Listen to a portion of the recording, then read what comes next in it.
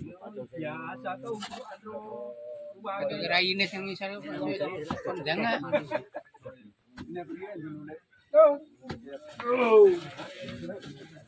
Terus, lemas standar wes, ganti lemas wes.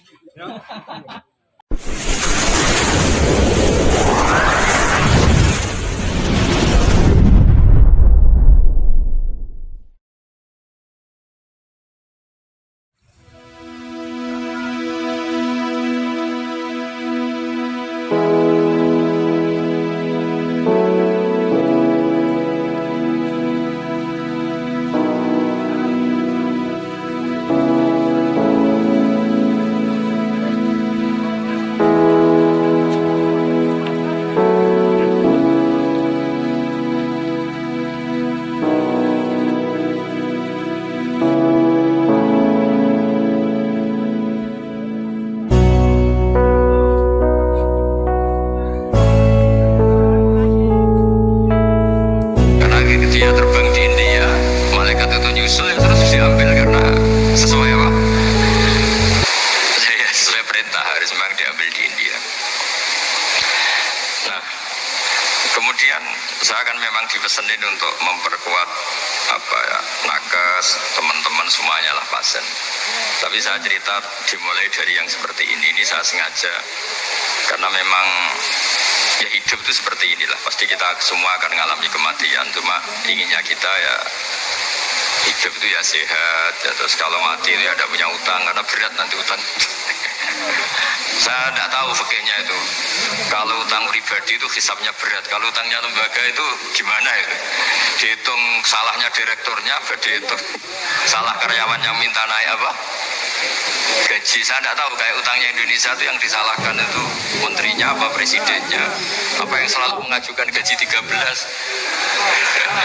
tahu itu, karena di kitab tidak dibicarakan, yang dibicarakan utang-utang apa pribadi ya, kalau yang utang-utang lembaga negara itu nanti tak tanyakan malaikat auditornya ini gimana cara apa itu yang disalahkan menterinya apa presidennya apa direkturnya apa pengajuan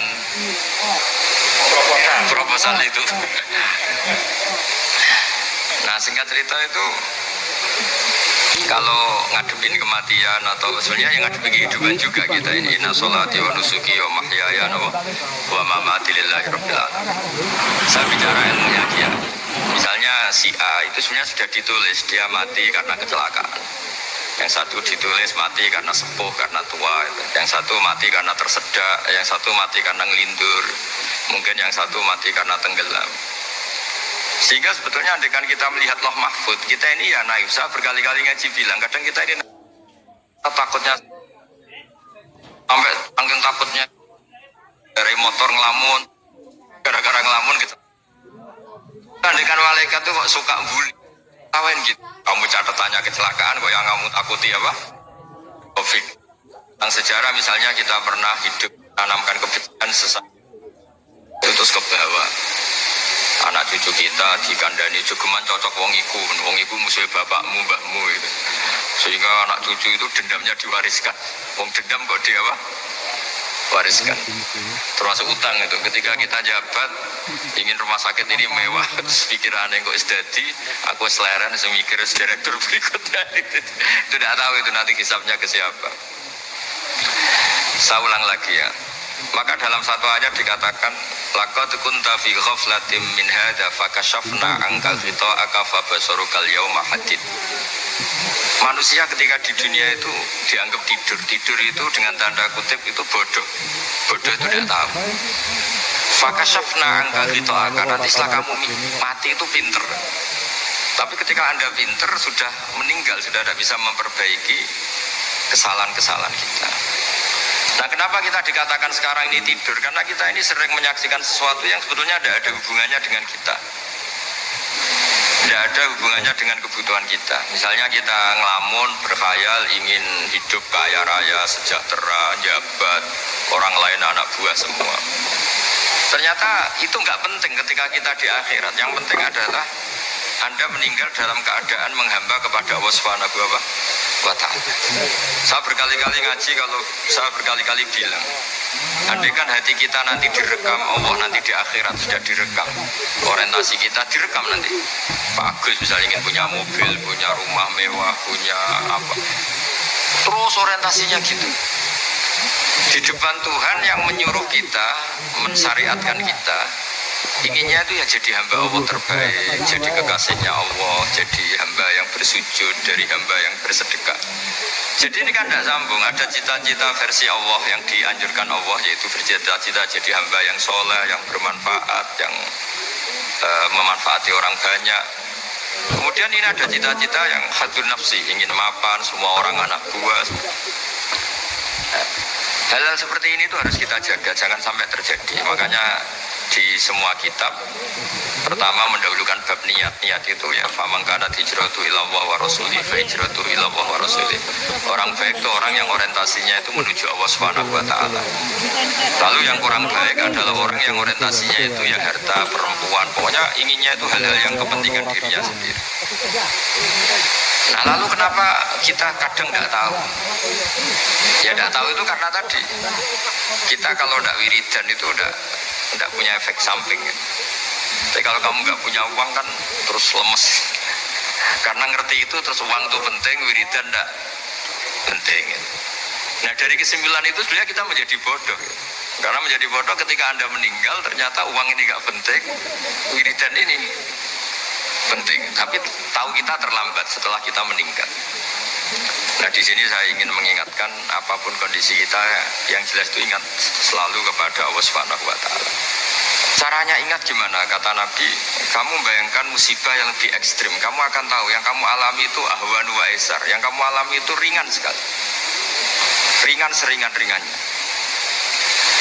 Saya beri contoh ya, kalau Anda belajar, kalau dalam bahasa pondok itu falak, mungkin kalau bahasa umum itu apalah, ilmu apa. Misalnya orang ahli meteor, ahli apalah, ahli perbintangan. Ketakutannya pasti benda langit ini jatuh kemudian menimpa bumi. Nanti kalau Anda ahli geologi itu takutnya bumi ini likuifaksi karena sumber daya alamnya sudah begitu dikeruk, dimanfaatkan. Nanti yang ahli teroris atau yang ahli ekstremis itu takutnya itu ada teroris. Yang ahli sosiologi takutnya Indonesia itu chaos. Kalau chaos ya saling bunuh, saling. Jadi semuanya ini ketakutan ini semuanya mengarah terhadap kematian. Kecelakaan lalu lintas ya menjadikan orang mati. Likuifaksi kayak kemarin di Sulawesi ya iya, gunung meletus, gempa, tsunami. Nah, ketakutan yang menjadikan kematian ya banyak. Kalau baru tsunami aja ya orang takutnya ke tsunami. Nanti kalau ada kematian gempa ya takutnya gempa. Kalau temanya COVID ya takutnya COVID. Terus kalau ada tetangga mati karena ngelindur ya baru gue kira turu hati-hati nggak mati ngelindur. Jadi ya masalahnya kan kita nggak tahunya itu. Ya, tadi, takutnya COVID ternyata catatannya itu mati kecelakaan, takutnya kecelakaan ternyata matinya itu ngelindur. Kan kita tidak pernah tahu.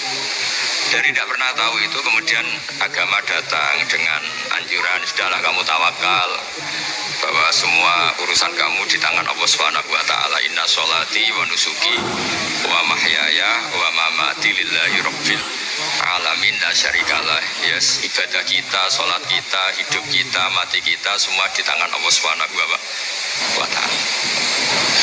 Sehingga dengan berpikir begini ini melihat COVID itu ya kayak melihat potensi kematian yang lain, kayak karena gempa, likuifaksi, kecelakaan, karena ngelindur, karena macam-macam.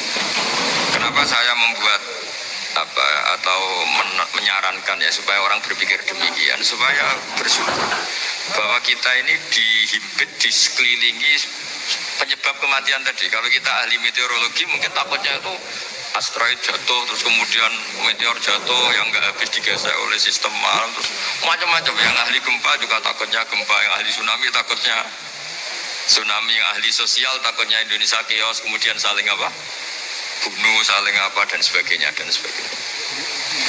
Nah dengan keadaan seperti ini kita ini baik sekali. Bukan sekedar baik sekali, kita tidak mengalami chaos sosial, kita tidak mengalami likuifaksi, kita tidak mengalami benturan benda langit di bumi kita. Karena itu sekali terjadi, bukan 1-2 lagi, tapi habis seluruh Indonesia, mungkin seluruh dunia. Nah, di sini cara Allah membuat kita selalu bersyukur bahwa hal-hal itu tidak terjadi. Jadi ada sebuah ayat yang Allah selalu mengingatkan, amin tuman fissama ayakhsifa bikumul ardo faida hiya tamur. Kamu boleh sekali-kali berpikir bumi ini justru potensinya itu likuifaksi, potensinya itu hancur karena di bawah itu ada magma, ada minyak, ada macam-macam. Ini kan di bawah ini kan ngerongkong coro Jawa itu karena diambilin terus. Biro-biro diambil ya ini ya ono